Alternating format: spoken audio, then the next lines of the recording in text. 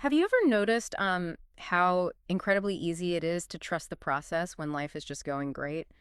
But then, like, the absolute second the path grows dark, panic just sets in. Oh, yeah. Absolute panic. It is a completely universal human reaction. Right. And today we're actually diving into a document called Talking About Jesus. And the mission of this deep dive is to explore that exact tension, that clash between deeply held faith and, well, the really heavy reality of human suffering. Yeah, and to tackle that tension, the author actually starts by sort of resetting the baseline for us. Setting the foundation, right? Exactly. Before getting into the hard stuff, they remind the reader that eternal life, like the ultimate promise, isn't based on human merit at all. So it's not about how strong or capable you are. Right, not at all. It is grounded entirely in boundless mercy and steadfast love.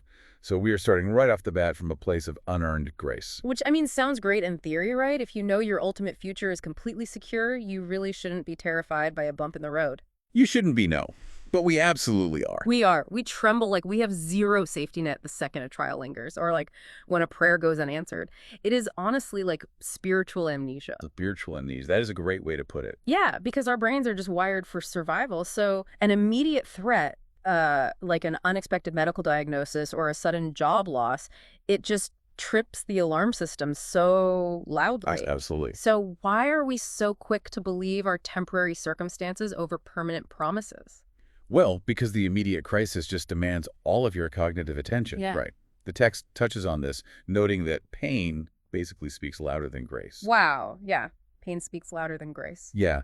Even when you have a really deep faith, fear still finds a dark corner to hide in. Old wounds get agitated, and present troubles tempt you to question things you fundamentally know to be true. Right. But the text insists that God's character, they call the shepherd of mercies, isn't suddenly diminished just because your faith feels weak in a terrifying moment. So his love isn't withdrawn just because you're struggling in the dark. Exactly. But wait, if unbelief clings so closely to us and our natural instinct is to panic, what is the actual solution here? Well, that is kind of the turning point in the document. Because, I mean, does the text suggest we just suppress these fears? Like, do we just grit our teeth and fake a strong faith? No, actually, the text demands the exact opposite. It flies right in the face of that fake it till you make it advice. The instruction is to bring it all into the light. Wait, really? Just put it all out there. Yeah, exactly. Don't hide it. Yeah. Believers are instructed to confess plainly. The author points to that famous plea, I believe, help my unbelief. Oh, wow. You're supposed to tell them exactly where your trust is paper thin and where the anxiety is loud. But isn't admitting that weakness, like, a massive risk? Not in this framework. Because God isn't shocked by your frailty at all. He's not surprised we're panicking. Right. The document reminds us that. He remembers humans are dust. He knows exactly how we are wired, so he receives people gently. Okay, but let's be real for a second.